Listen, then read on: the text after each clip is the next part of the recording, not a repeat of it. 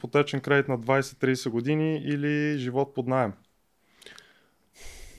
Зависи на какъв етап от живота си, по-скоро бих казал.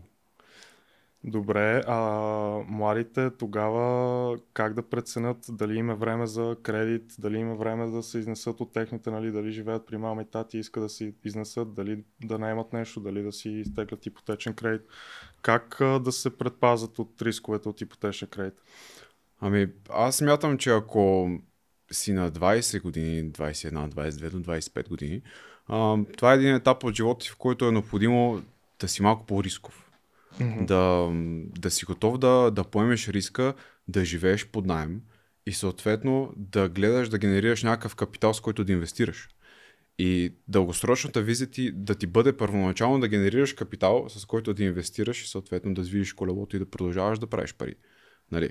Ако основната ти идея е да закупиш едно жилище и да умреш там до края на живота ти с жена и дете и да се мъчиш да си плащаш ипотечната вноска, нали, окей, купи си жилище с ипотечен кредит, работи от 9 до 5 всеки ден, свързай двата края, И да си ти остават преживявай. едни 5% да ги заделяш и да си ги пазиш под матрака. Нали, окей.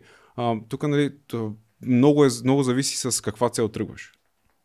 Каква ти идеята. Добре. Какви са различните варианти за тези цели, които споменаваш? Които виждаш в твоите клиенти, които идват при теб?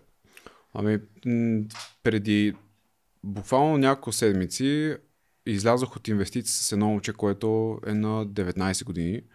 С него направихме сделка с цел излизане с тристранно споразумение, т.е. спекулиране.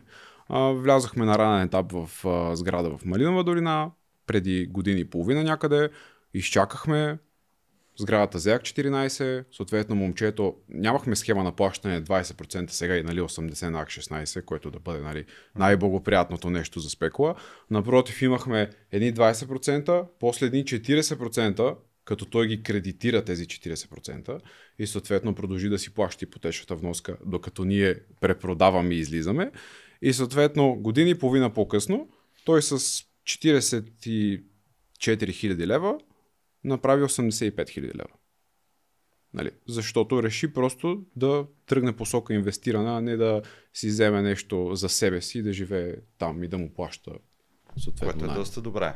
Тоест в такъв случай ти би посъветвал един млад човек на около 20-те години да не купува жилище за лично ползване с ипотека, така ли?